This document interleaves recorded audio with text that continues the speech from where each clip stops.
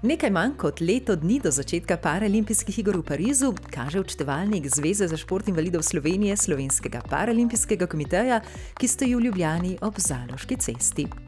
Tu so se na posebnem dogodku skupaj zbrali parašportniki in podporniki parašporta, da se v dobri družbi skupaj ozrejo proti Parizu.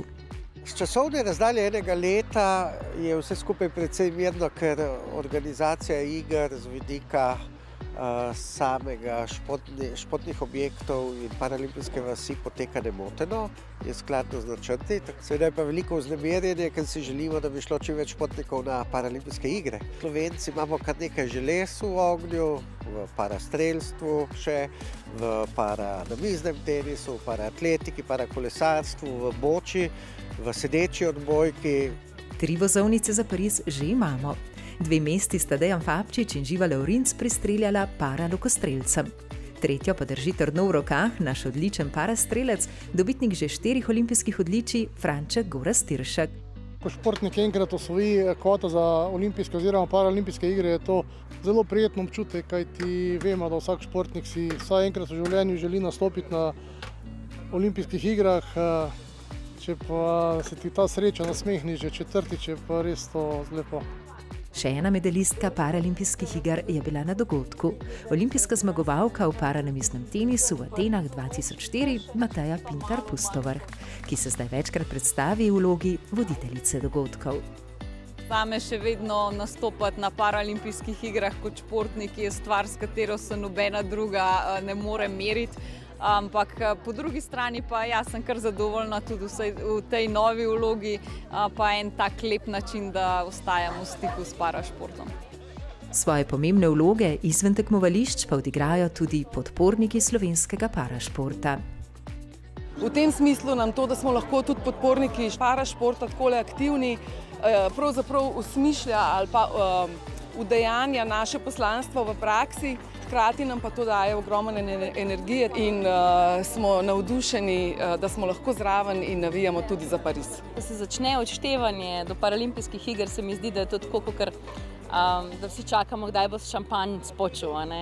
In s podpornik parašporta že razmišljamo, kako bomo z nekimi komunikacijskimi aktivnostmi, z neko kampanjo podprli prihajajoče paralimpijske igre in vsekakor bomo poskušali na najbolj glasen možen način navijati za naše parašportnike.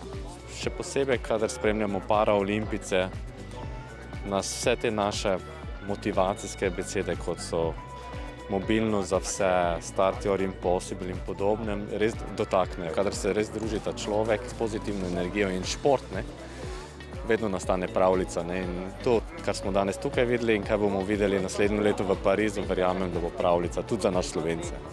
Igre v Parizu nestrpno pričakujejo tudi organizatorji, saj bo Francija sploh prvič gostila paralimpijske igre.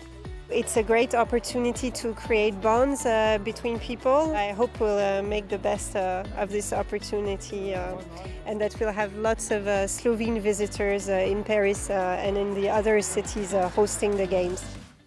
Organizatorji si želijo v Parizu veliko navijačev, mi pa veliko slovenskih parašportnikov.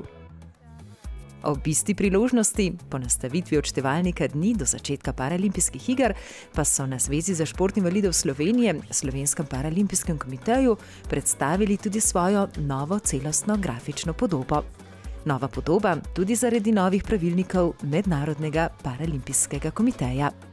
To smo mogli pač delati v okviru teh omejitev, ampak ko si najbolj omejen, potem nastane lahko tudi najboljše rešitve.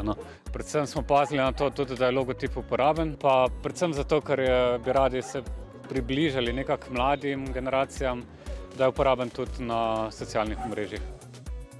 Uporabili pa so tudi zdaj že dobro uveljavljene slovenske športne simbole in barve. Drugače, drugi del, mislim, en del logotipa oziroma tega zgornjega našega slovenskega znaka je pač Triglav, kot pač najbolj tipičen znak za Slovenijo, ki se tudi najbolj pogosto pojavlja v športu.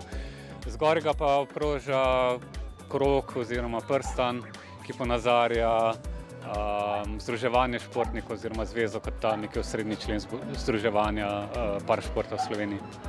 Trikotniki so pa pojavljali tudi kot sekundarni elementi, kot elementi, ki obkrožajo potem celostno grafično podobo in so vedno usmerjeni navzgor, to pa pač izraža našo željo po še več uspehih, še večjem številu uspehov, še boljših uspehih in še več športnikih, ki bi se aktivno ukvarjali s športom.